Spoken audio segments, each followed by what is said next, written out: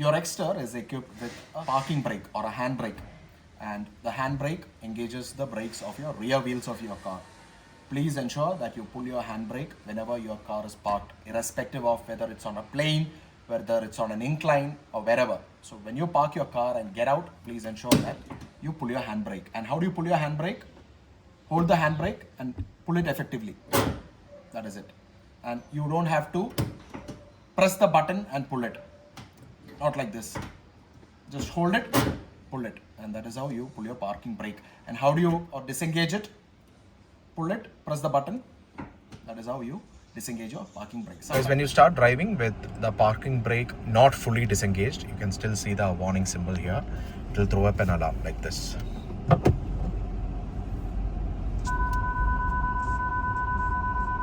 Saw that?